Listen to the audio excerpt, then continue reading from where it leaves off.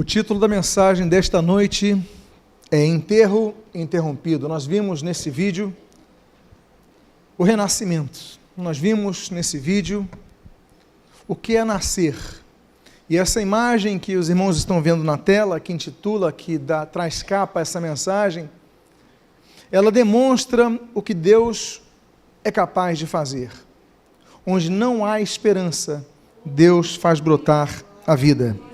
Eu convido a que você abra a sua Bíblia no Evangelho do médico, Evangelho daquele que não conheceu pessoalmente o Senhor Jesus, mas ainda assim, por grande curiosidade sobre a vida do Mestre, ele investigou, ele pesquisou, ele ouviu relatos e escreveu este belíssimo Evangelho, o Evangelho segundo o grego Lucas, capítulo de número 7. E aqueles que puderem ficar de pé para fazermos a leitura inicial, eu gostaria de começar lendo apenas a primeira parte do verso de número 11. Diz a palavra de Deus, e o texto também está em tela.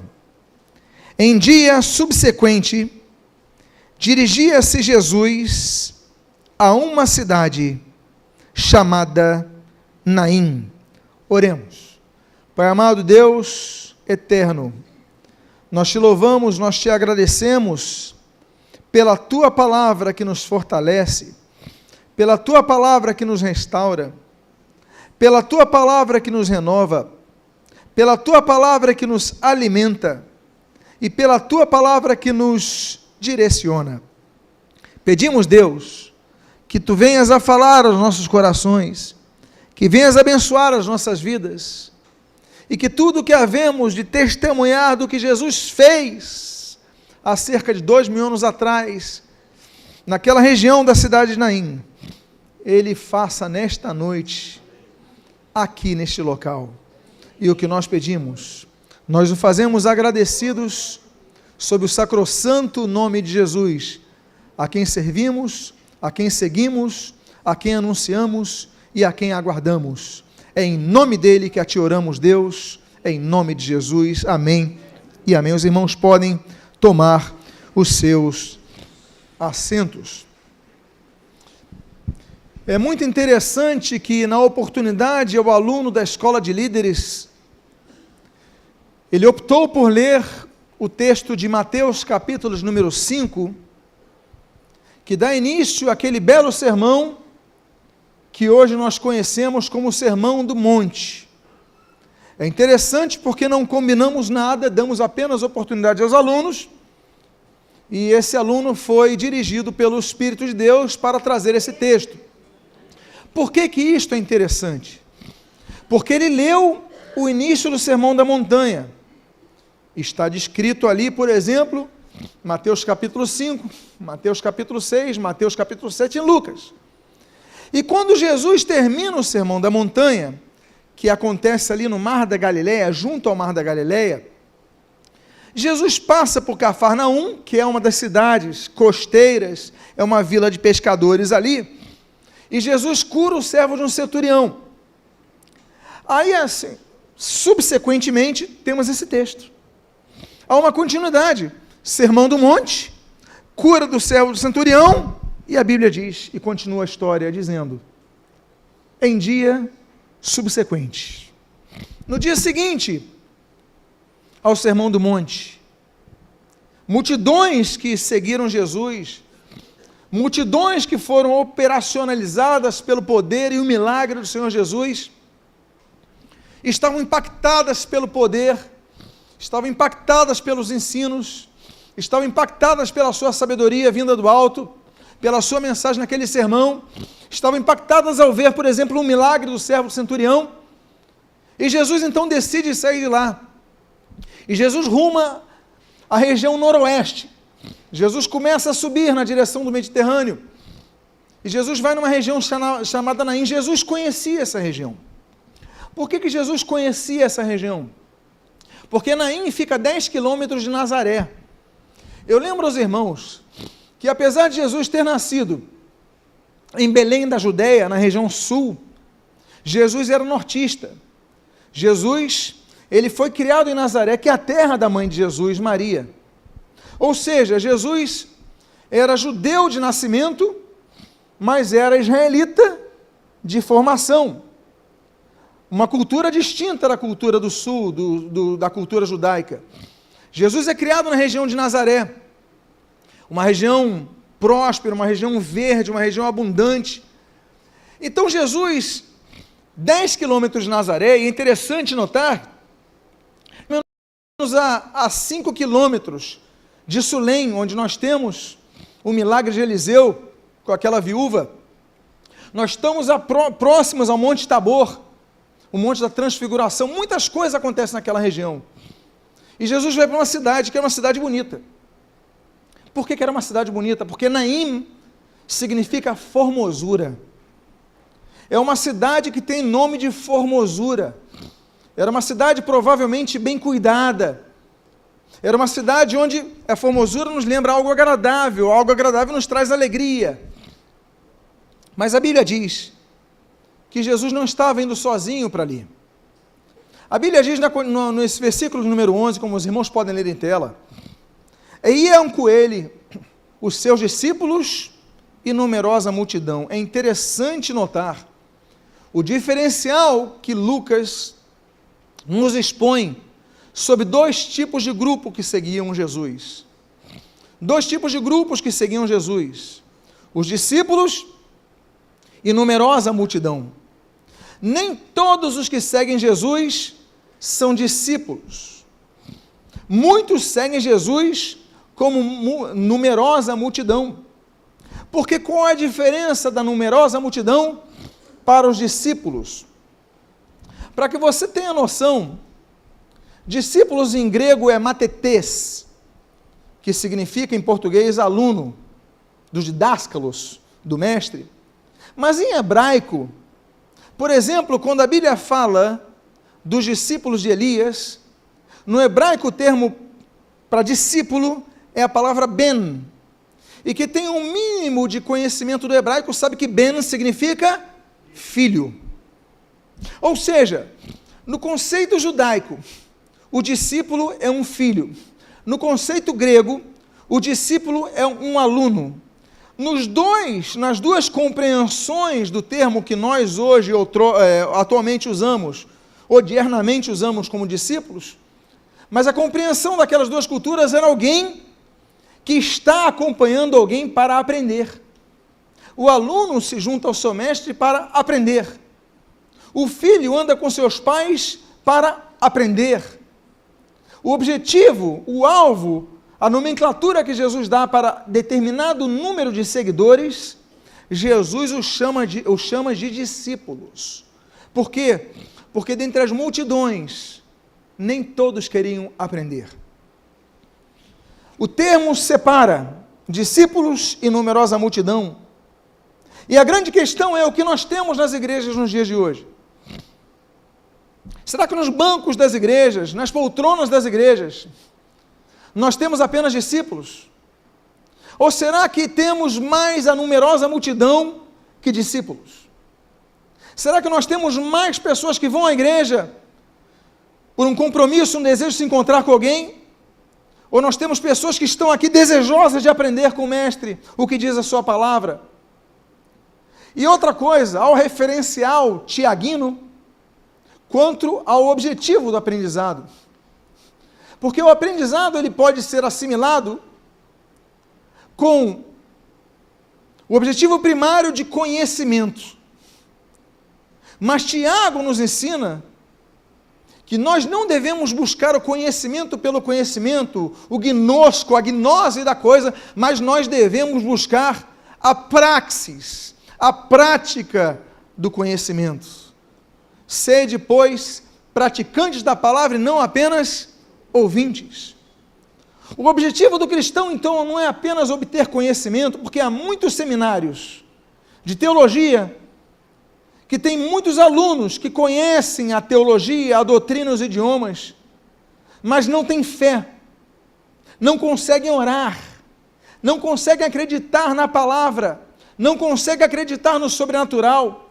Eles têm o conhecimento, mas não têm a fé, a compreensão do poder de Deus. É por isso que o Senhor Jesus, ele diz, em Mateus capítulo 22, versículo 29, errais, não conhecendo as Escrituras e nem o poder de Deus. O objetivo do cristão é conhecer essas duas dimensões da vida cristã. Conhecer as Escrituras e conhecer o poder de Deus, porque Deus está vivo, Deus vive, Deus se preocupa, Deus age. Nietzsche estava errado, Deus não está morto. Nietzsche, luterano desviado, agnóstico, não chegou ao ponto do ateísmo, mas era agnóstico. Ele dizia, não, Deus criou e abandonou as coisas. Você não precisa ler Assim Falou Zaratustra para você entender como esse homem descompreendeu Deus, apesar de sua formação. Deus, ele vive, ele se preocupa, ele age, ele expressa o seu poder, Deus faz milagres. Hoje, agora, Deus faz, Deus opera, Deus ouve orações, Deus atende orações. Agora, para isso, nós devemos aprender a palavra e praticar a palavra. Senão, nós temos que entender que ou nós somos discípulos de Jesus, ou nós só fazemos a parte de um grupo chamado numerosa multidão. Por que que o Espírito Santo faz essa distinção? Porque é isso que se encontra na igreja. A questão é, você quer fazer parte da numerosa multidão? Ok, vá ao culto, ouve a palavra, canta no louvor, e diz que é crente, e dá a paz do Senhor para quem você quiser, e usa o linguajar crentesco. Você pode enganar a muitos, mas você continuará sendo numerosa multidão, porque o discípulo, ele aprende, e aprende para praticar. Eu imagino que o grupo era grande. Jesus tinha dado o seu sermão do monte, Jesus tinha realizado milagres, Jesus estava no começo do grande crescimento da sua fama. E o texto do versículo 12, ele inicia dizendo, como se aproximasse da porta da cidade, eis que saía o enterro do filho único da viúva. Jesus estava entrando na cidade chamada Formosa, e quando ele estava próximo à porta da cidade, ele se depara com uma cena triste, ele se depara com uma cena deprimente. Afinal de contas, estava saindo o enterro de um jovem. Lembra os irmãos que os judeus não enterram ninguém dentro da cidade. A lei mosaica proíbe, eles tinham que ser enterrados fora da cidade. Eles tinham que pegar o cadáver e levar para fora da cidade, por causa da contaminação. Os judeus não tocavam nos corpos. A única autorização para tocarem os corpos eram das pessoas que preparavam os corpos. Eles limpavam e lavavam os corpos, eles perfumavam os corpos e eles enrolavam panos nos corpos. Depois disso, colocavam numa tábua e a partir daí, estando os corpos preparados, os judeus não podiam tocar, senão, segundo a lei mosaica, se tornariam pessoas impuras. A morte, ela é triste. Existem 3 tipos descritos de morte na Bíblia. Existe, por exemplo, a morte física mencionada em Romanos capítulo número 5. Existe o segundo tipo de morte, que é o mencionado em Efésios capítulo 2, que é a morte espiritual.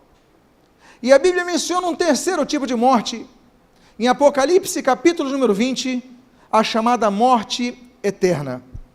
A morte, ela entra no mundo, como nós lemos em Gênesis capítulo 3, como consequência do pecado.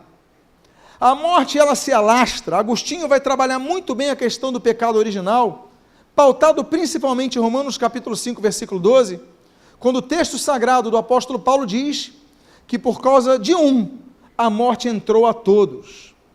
Nós herdamos então esse pecado original, essa natureza corruptível, aquilo que Tiago, por exemplo, vai falar sobre a concupiscência da carne, a inclinação para o pecado e naturalmente o desgaste das nossas células.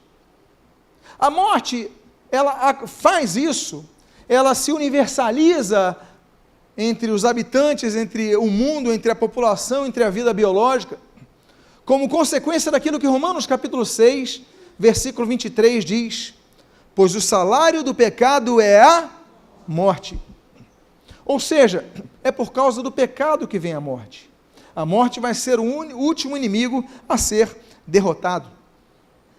A Bíblia diz no livro de Hebreus, capítulo 9, versículo 27, que as pessoas só morrem uma vez. A Bíblia diz: portanto, ao homem está imposto, definido, que morra apenas uma só vez, depois disso segue o juízo. Não existe reencarnação, não existe segunda chance, não existe purgatório, depois da morte já vem o juízo. Hebreus capítulo 9, versículo 27. Então, meus amados irmãos, nós devemos entender que a morte é o cessar apenas da vida biológica. Deus tem as nossas vidas em suas mãos. Os nossos dias estão contados. Jó capítulo 14 diz que os dias de cada um de nós na terra estão contados. Quem tem que viver até o dia tal, vai viver até o dia tal. Pode Deus, segundo o que nós lemos no livro de Provérbios, capítulo 3, versículo 16, a Bíblia diz que nas mãos de Deus está o estender da vida.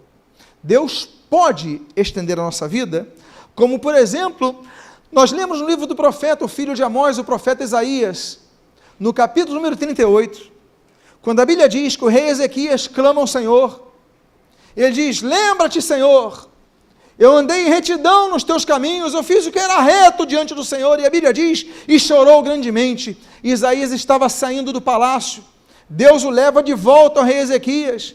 Isaías comunica a rei Ezequias: olha, Deus te deu mais 15 anos de vida, nas mãos de Deus está o alongar, Deus pode ressuscitar, Deus pode dar novas oportunidades, Deus é soberano para isso. Morte. A cada dia, segundo a ONU, segundo a OMS, dados de 2008, morrem 300 mil pessoas por dia. Das 300 mil pessoas, 200 mil pessoas são idosos. 2/3 das pessoas que morrem em todo o mundo são idosos. O outro 1/3 são adultos e, numa parte muito menor, jovens e adolescentes. As principais causas das mortes dos idosos, são, em primeiro lugar, a insuficiência respiratória, através do infarte no miocárdio. A segunda maior causa da morte de idosos é o derrame cerebral. E a terceira maior causa são infecções respiratórias. Agora, entre os jovens e adolescentes, nós temos um outro condicional que gera morte, porque não é morte natural. Aliás, existe uma organização da ONU chamada Right to Food. É uma organização que cuida da distribuição de alimentos entre os povos, e ela trouxe um dado interessante. Esse dado, se eu não me engano, é de 2015. Right to Food, ele diz o seguinte, que das causas não naturais de mortes, nós temos 58% por problemas relacionados à desnutrição. Isso, você crê que é só na África? Não, no Brasil também. Há muita gente desnutrida, morrendo de fome, morrendo por falta de nutrientes, morrendo por falta de vitamina, tem uma vida mais curta. Tem crianças que não desenvolvem o cérebro, não têm um raciocínio lógico rápido, não conseguem concatenar as ideias de uma maneira racional, rápida, como a maioria da classe média. Por quê? Porque na sua formação, na sua infância, não se alimentaram com a vitamina necessária. O seu cérebro em formação não teve privilégio que nós temos hoje, que nos alimentamos bem. Então são pessoas mais propensas a limitações e muitas vezes afetadas na formação do seu corpo.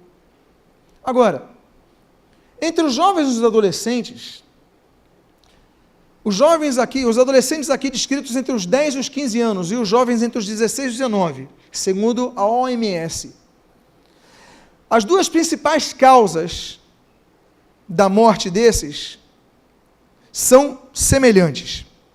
A primeira delas, violência interrelacional. É a primeira causa de morte tanto de jovens como de adolescentes. Violência. Assaltos, brigas, consequências de brigas. A segunda causa também é muito parecida entre ambos, é a mesma entre ambos. Acidente de trânsito. É a segunda causa que mais ceifa tanto jovens como adolescentes.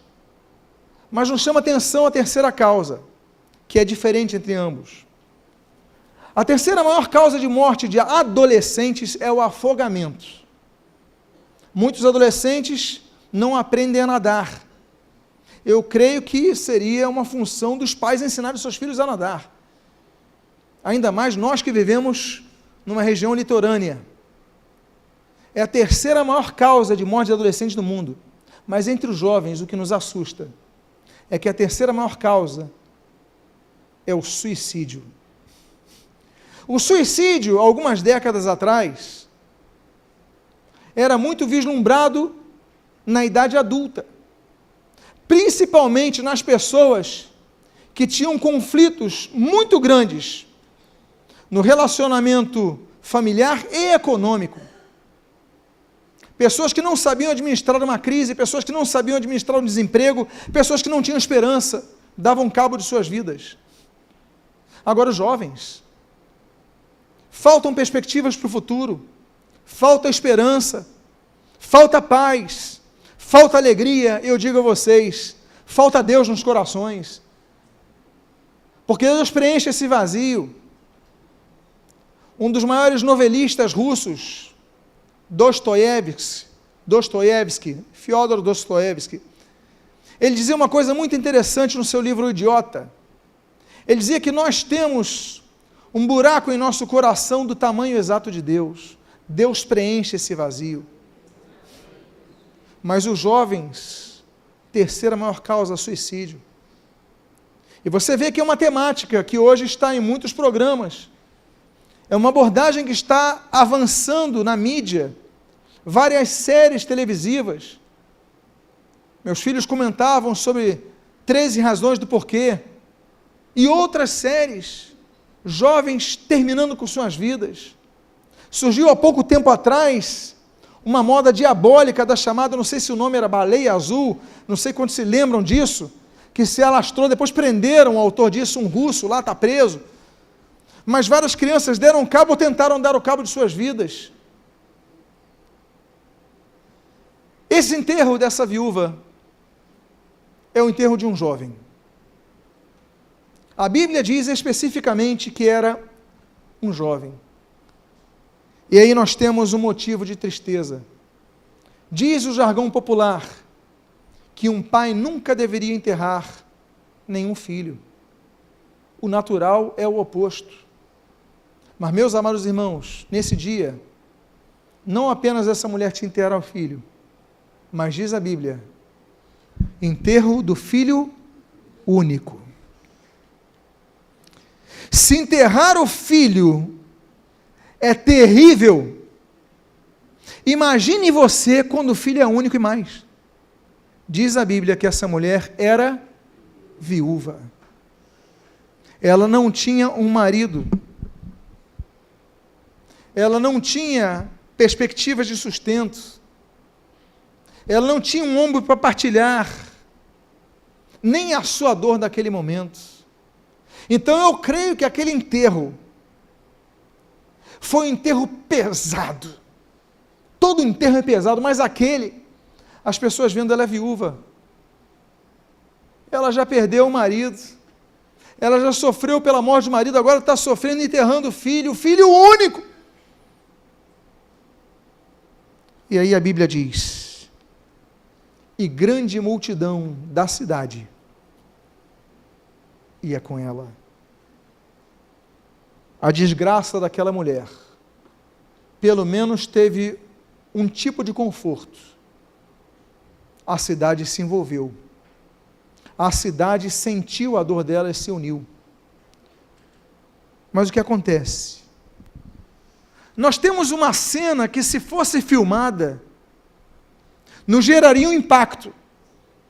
Eu fico imaginando, se tivesse um cineasta filmando, fazendo um foco num grupo e um foco em outro, e depois fizesse uma tomada única, que choque seria essa cena? Por quê?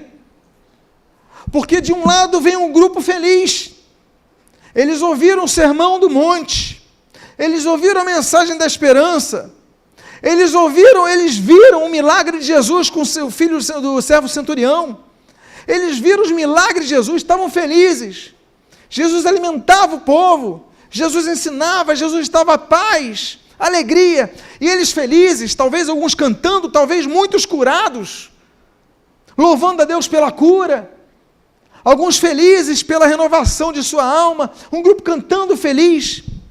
Segunda cena, um grupo triste, um grupo arrasado, uma multidão nota bene.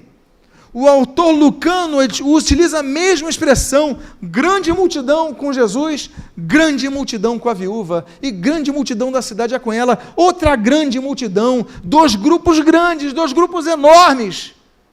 E daqui a pouco, na porta da cidade, esses dois grupos se unem. Eu fico imaginando aquela terceira câmera, um grupo feliz de um lado, um grupo triste de outro, pessoas cantando de um lado, pessoas chorando de outro, e como a dor,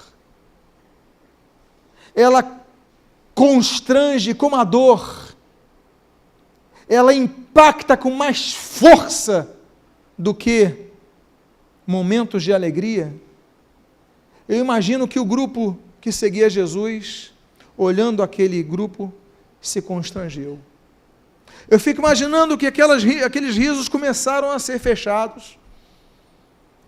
Eu fico imaginando eles começando a ver aquelas pessoas chorando. Espera aí, vamos respeitar. E começaram a mudar. O que era alegria de um lado se torna tristeza. Tristeza pela dor alheia, tristeza pelo ambiente de sofrimento. Talvez alguns daquele grupo começassem a chorar. Talvez alguns do grupo de Jesus, quando souberam que aquela mulher era viúva, já sofreram uma perda em casa, e agora perde seu único filho, começassem a chorar. Completando aquilo que a Bíblia diz em Romanos capítulo 12, versículo 15. Alegrai-vos com que se alegram e ria, e chore com os que choram. Então, o que eram dois grupos antagônicos agora se unem. Unidos pela dor. Unidos pela tristeza. Unidos pelo choro.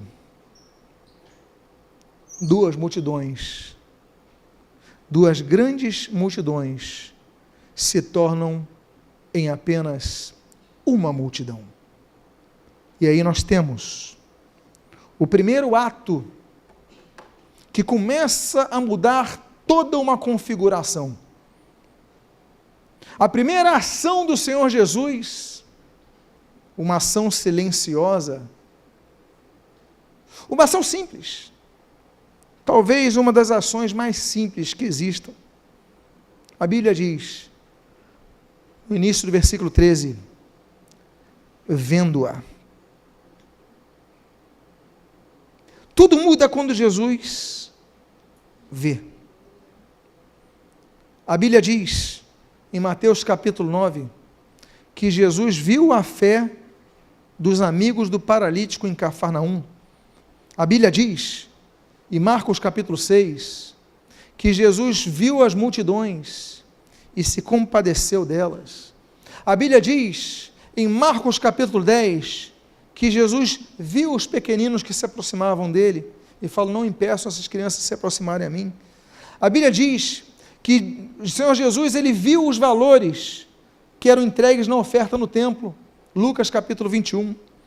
A Bíblia diz que Jesus está passando ali por Jericó, e ele olhou para cima, e em cima de um sicômoro, Lucas capítulo 19, Jesus viu Zaqueu, e falou, Zaqueu, desce depressa.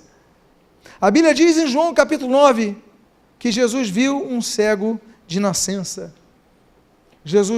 A Bíblia diz que Jesus viu, João capítulo 11, a multidão que chorava a morte de Lázaro, e Jesus se comoveu.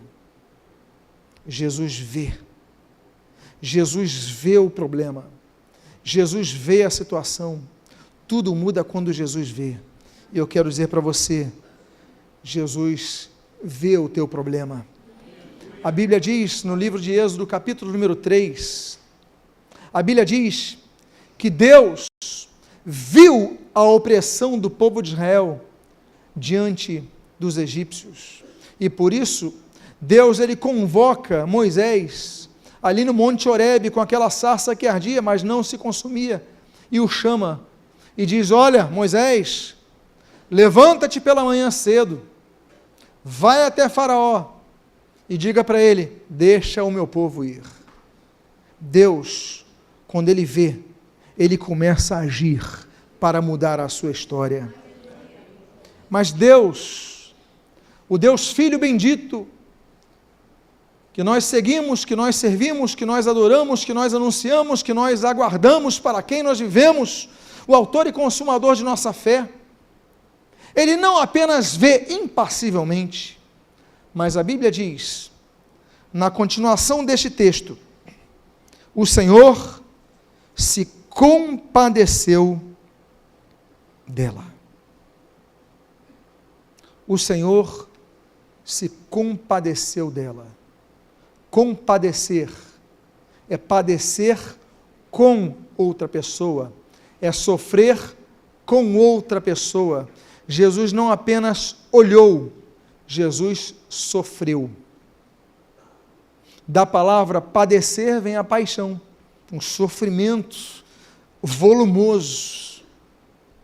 A paixão de Cristo é algo que nós sempre lembramos, sobre aquela Páscoa tão terrível e tão bendita. Mas Jesus sofria antes de carregar a cruz. Jesus sofreu antes do Getsêmani. Jesus, ele olhava e se compadecia das pessoas. A Bíblia diz, Mateus capítulo número 9, que Jesus olhou para as multidões, diz a Bíblia, aflitas e exaustas, como ovelhas que não têm pastor, e se compadeceu delas. A Bíblia diz, em Mateus capítulo 14, que o Senhor Jesus, ele se compadeceu dos enfermos. A Bíblia diz, em Mateus capítulo 15, que Jesus se compadeceu dos famintos, as pessoas que passam fome, Jesus sofria com elas. A Bíblia diz, em Mateus capítulo número 18, que Jesus se compadeceu dos endividados. Dívida não é um problema da sociedade atual, e Jesus não ficou impassível às pessoas que deviam dinheiro a outras pessoas. A Bíblia diz que Jesus se compadeceu dos endividados. Tanto é que naquela oração que todos conhecem, de Mateus capítulo 6, ele diz, perdoa as nossas dívidas, assim como que nós perdoamos aos nossos, ele nos ensinou isso. É por causa disso, de ser o Senhor da compaixão, o Senhor do compadecimento que sofre conosco, é que Marcos capítulo 10, um dos dois cegos que é curado em Jericó, aquele que é chamado de Bartimeu, ele clama ao Senhor e diz, Jesus, Filho de Davi, tem compaixão de mim. E esse Jesus não mudou. Por quê? Porque no livro de Hebreus, no capítulo número 4, quando apresenta Jesus como um sumo sacerdote que está intercedendo por nós, a Bíblia diz que ele é o sumo sacerdote que se compadece de nossas fraquezas. Jesus, ele olhou para aquela mulher. Jesus não apenas olhou, mas ele se compadeceu daquela mulher. Jesus olha para você, mas não apenas olha para você o seu problema, mas Jesus se compadece de você. Não creia que Deus está distante. Deus está perto, Deus está próximo, Deus está presente, Jesus está aqui. Jesus, ele prometeu, onde 2 ou 3 estiverem reunidos em meu nome, aí eu estarei. E esse Jesus onipresente está presente hoje aqui, para abençoar a sua vida. Mas a Bíblia diz que depois dessas 2 primeiras ações que são silenciosas, são ações que provavelmente a maioria das multidões não perceberam. Multidões. Só quem olhou Jesus vendo aquela mulher é quem estava próximo, vendo o rosto de Jesus naquela hora. Ele viu, Jesus olhou para aquela mulher. O autor Lucano então escreve, Jesus a viu. Isso as pessoas perceberam.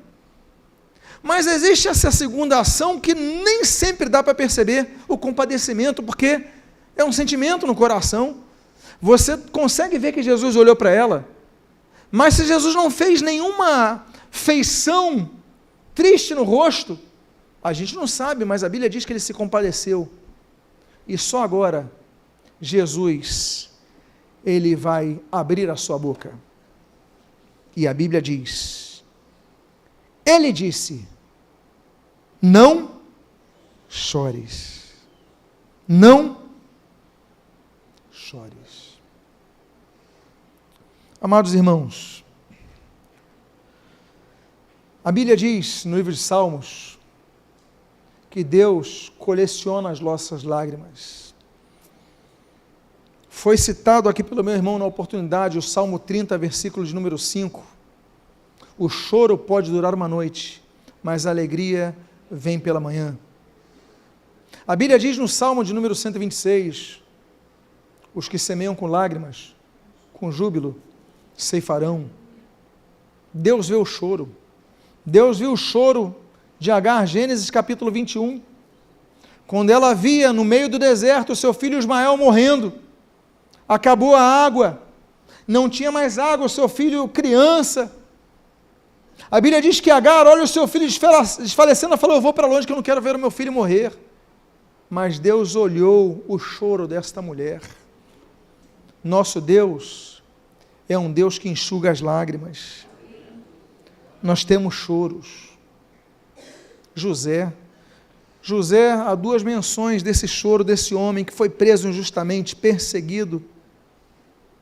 Mas a Bíblia diz, em Gênesis 43, que ele chora quando vê os seus irmãos que o traíram, pedindo ajuda ali no Egito. Ele agora é governador do Egito.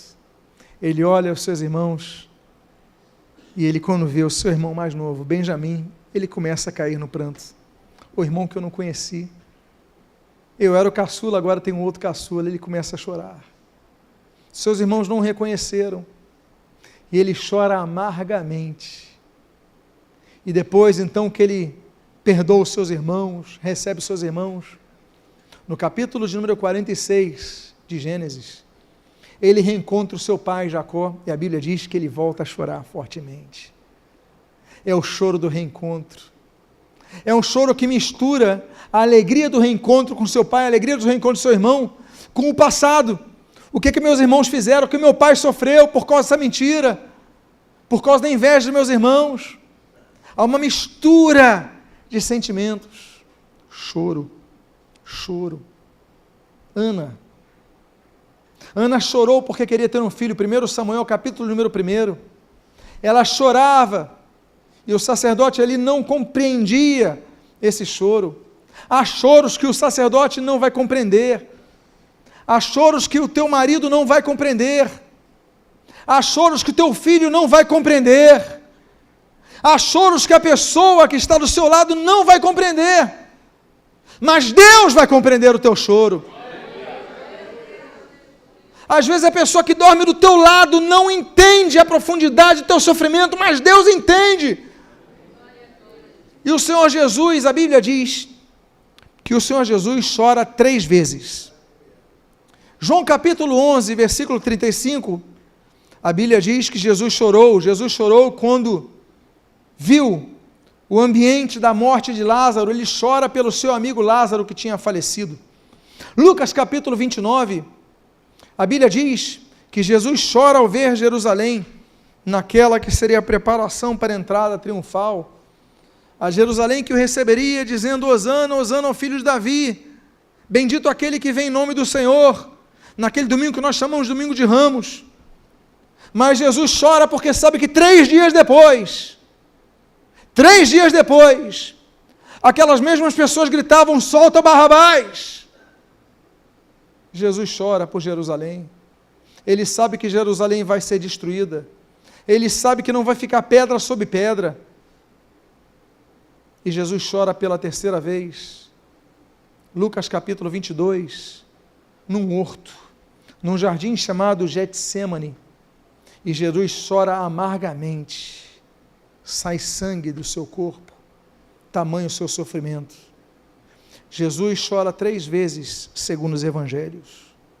Mas esse mesmo Jesus que chora, é o Jesus que olha e fala: não chores, porque Jesus chora por nós. O mesmo Jesus que morre na cruz, é o que diz: você não vai morrer, porque Ele morreu na cruz por nós. A Bíblia diz, no livro de Isaías, do profeta Isaías, capítulo 53, versículo 5, pelas suas pisaduras nós fomos sarados. Ele sofreu para que nós tivéssemos cura. Jesus, ele diz para você: não chores. E por que Jesus disse: não chores? Porque algo ia acontecer. Jesus vê, Jesus se compadece, Jesus diz: não chores, mas Jesus faz uma 4ª ação. Essa 4ª ação é que nós lemos no início do versículo 14. E chegando-se, Jesus não apenas vê, não apenas sente, não apenas diz, mas ele se aproxima. É esse Jesus que a Bíblia diz em Lucas capítulo 19, que veio para buscar e salvar o que se havia perdido. É esse Jesus que, quando Pedro vacila em sua fé e começa a se afogar, Jesus estende a sua mão e o levanta do abismo dos mares. Esse Jesus, ele se aproxima de você. A Bíblia diz em Tiago capítulo 4, versículo 8, e Zacarias capítulo 1, versículo 3, olha, tornai-vos a mim, e eu me tornarei a vós. É necessário que você busque o Senhor, buscar o Senhor enquanto Ele pode ser achado. Você veio na casa do Senhor com esse objetivo de buscar a palavra de Deus na sua vida. Você está sentado nesse momento ouvindo essa mensagem, você está na internet vendo o YouTube no seu computador, no seu celular, essa mensagem, porque alguém enviou para você, se lembrou de você, alguma coisa te fez ouvir essa mensagem, e você está ouvindo até esse momento, porque você tem esperança que Deus fale para você, você está buscando ao Senhor. Eu quero dizer que Deus se aproxima de você. A Bíblia diz, chegando-se, aproximando-se. Mas acontece uma 5ª ação. Essa 5ª ação era impensável aos judeus. A Bíblia diz, na continuação desse versículo número 14, aproximou-se e tocou o esquife. A lei mosaica proibia que se tocasse nos mortos. Como eu já expliquei aos irmãos, uma vez preparados pelas pessoas responsáveis e autorizadas para isso, ninguém mais tocava no corpo. Eles carregavam a madeira, colocavam na faixa e jogavam a madeira, dobravam e caía ali naquele buraco na terra, ou jogavam em alguma caverna, em algum local, algum jazigo ali. A lei dizia, a lei mosaica dizia, olha, você não pode fazer nada no sábado. E Jesus olhou aquele cego e curou no sábado. A lei dizia, você não pode tocar no morto. Mas Jesus falou, mas eu vou tocar no morto. Porque o amor é mais forte do que a lei. O amor é mais forte do que tudo. O amor é capaz de mudar todas as coisas. Jesus nessa hora não se importou com a religiosidade, não se importou com a religião, não se importou com os costumes. Meus amados, tem um pastor amigo meu, filho na fé. Uma vez ele era jovem, quando ele era jovem, ele conta esse testemunho para mim. Ele era jovem e uma vez convidaram ele para ir numa igreja. Tinha um culto na igreja. Ele não conhecia Jesus. Ele foi na igreja. Quando ele chegou naquela igreja, ele estava de bermuda. Aí um diácono falou, olha, que bom, você está visitando a gente? Estou. Ah, que bom, olha, seja bem-vindo. Mas eu posso te pedir um favor? Aí ele, pois não, tem como você voltar para casa e botar uma calça comprida? Aí ele falou, claro. Ele foi e nunca mais voltou para aquela igreja. Continuou no espiritismo, tinha sido consagrado num centro de macumba, sua avó era dona de terreiro. Deus tocou no coração dele a tal ponto dele ir numa igreja, mas porque ele estava de bermuda. Não, você não pode entrar porque você está de bermuda. O que é isso? Isso é religiosidade. Isso é humanidade pecaminosa, burocrática. Tempos depois, surge uma oportunidade, nós íamos fazer um retiro de jovens, Cláudia lembra desse dia, e uma pessoa convida esse jovem, olha, vamos no retiro de jovens na minha igreja, e ele, pela segunda vez, ele fala, então tá bom, eu vou. Ele decide ir. Uma segunda chance Deus deu a esse jovem. Ele foi no retiro da nossa igreja. Quando chegou lá, qual era o problema? Não vai dar. Acabaram as vagas. Acabou as vagas do retiro. Aí, esse jovem estava com a minha irmã. A minha irmã, poxa, que pena, eu trouxe ele. Eu falei, mas ele é crente? Não, ele não é crente, não. Aí eu falei, então tem vaga. Nem que eu coloque um crente para dormir no gramado do futebol, para ele tem vaga. Como é que eu vou negar um não crente que ir no retiro? Como é que eu vou fazer? Mesmo que eu tire alguém, mas tem vaga, pode botar dentro do ônibus. Foi, se converteu, o batizei, o casei, fez a escola de líderes, ordenei ela ao ministério pastoral, e hoje sabe quem de que eu estou falando? Pastor Cléo Holanda, que esteve pregando 2 semanas aqui, que vidas foram salvas, porque tinha bermuda. Meus irmãos, a religião, ela mata, a letra, ela mata. Jesus condenou isso, mas o Espírito vivifica. Ninguém podia tocar no morto, cerimonial. Jesus não quer nem saber, ele chega e toca naquele esquife. Por quê? Porque o toque de Jesus, quando Jesus toca numa vida, tudo muda nessa vida. Jesus tocou na sogra de Pedro, a sogra de Pedro foi curada. Jesus tocou naquele cego, aquele cego foi curado. Jesus tocou em Pedro, Pedro foi levantado. Jesus tocou tantas vidas. A filha de Jairo, ele fala, a Bíblia diz que ele segura ela pelos braços e fala com ela, levanta-te, Talita cumi, e ela levanta. Jesus, quando toca, as coisas acontecem. Jesus chega, não quer saber da religiosidade, ele quer saber do amor, ele quer saber de curar aquela vida, ele toca no morto. Eu fico imaginando quando ele tocou no morto, alguém falou, que coisa absurda! Alguém falou, que coisa errada! E eu fico imaginando quando ele tocou no morto, ele foi criticado pelas multidões que choravam e pelas multidões que dantes se alegravam. Mas Jesus não quis saber das multidões.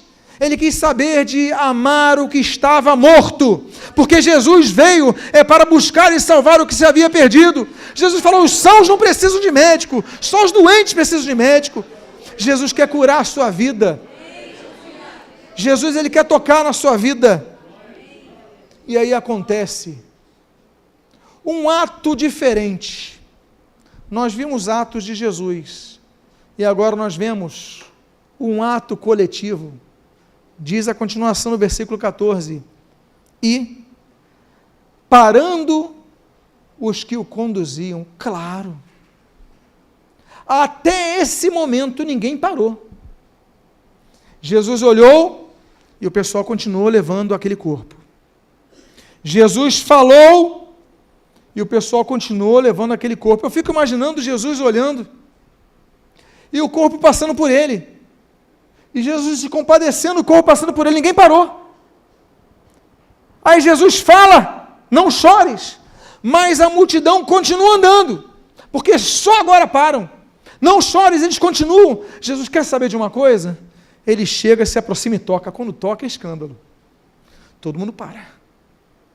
Aquela multidão para. Peraí, tocou no morto? Como é assim? Como é que pode? Jesus toca no morto. Meus amados irmãos, muitas vezes é necessário pararmos quando nós ouvimos a voz de Deus. Porque Jesus falou, não chores, mas o pessoal não parou para atender a palavra de Jesus. Jesus tem falado coisas para você, Deus tem falado ao teu coração, mas muitos não param para mudar as suas vidas.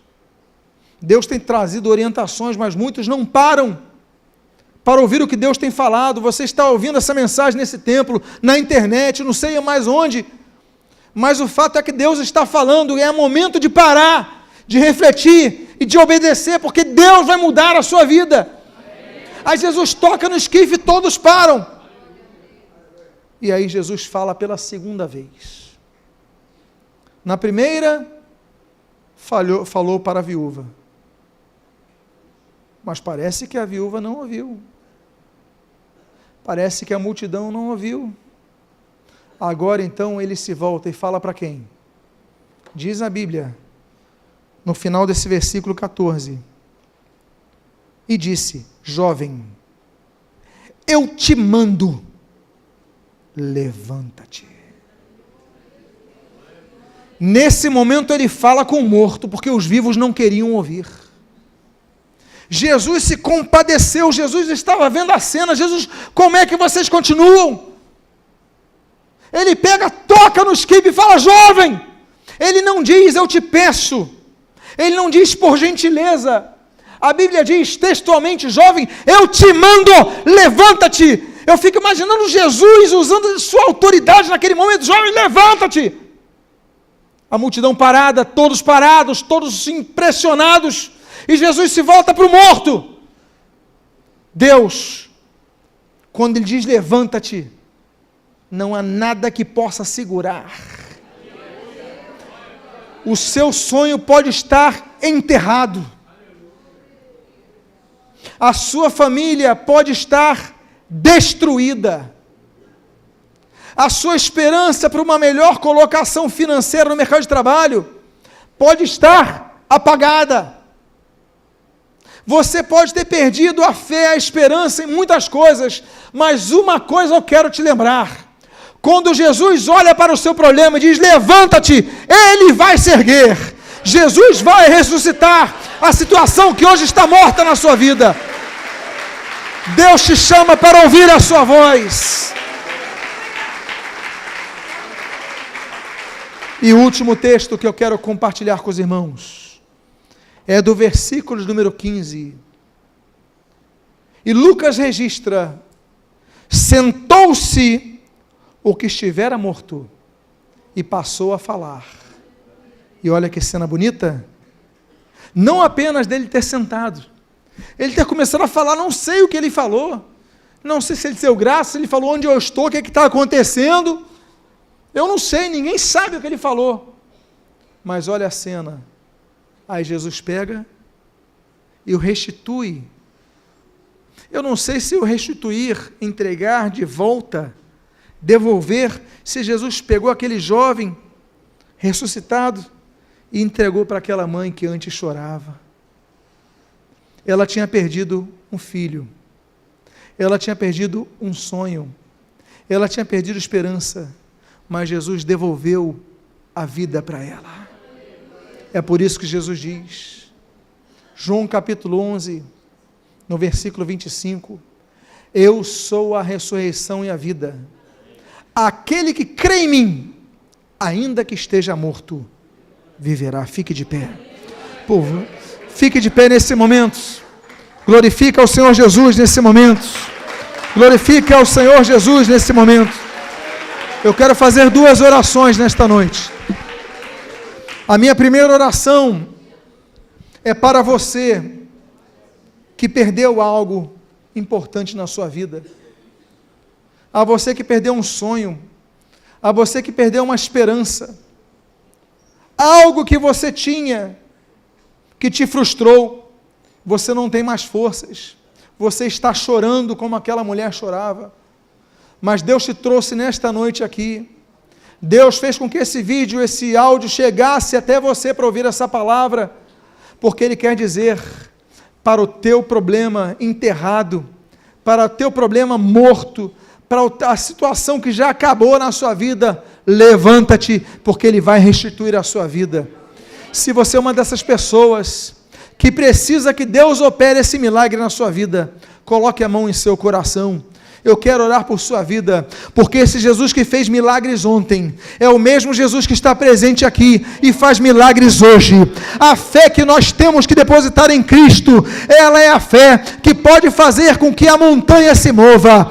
Pai amado, em nome de Jesus, há várias vidas aqui, há vidas que estão neste templo com as suas mãos nos seus corações, há vidas que estão ouvindo essa mensagem, colocaram a mão nos seus corações, com um ato de fé, mesmo à distância, mas ouviram essa palavra, eles ouviram, entenderam, tu falastes com eles, tu fizeste que ouvissem essa palavra, por quê? Porque tu vais ressuscitar este que estava morto, ele vai voltar a falar, ele vai voltar a se comunicar, ele vai ser restituído a esta pessoa que perdeu. Eu oro por estas vidas, esta igreja está orando por estas vidas, restitui aquele que está morto, restitui vida àquele que está morto, e em nome do Senhor Jesus, Pai amado, eu te peço, traz vida e vida em abundância, renova a alegria, aquele que está chorando, enxuga as suas lágrimas, Pai, em nome do Senhor Jesus, que chegaram aqui chorando, mas saiam daqui chorando de alegria,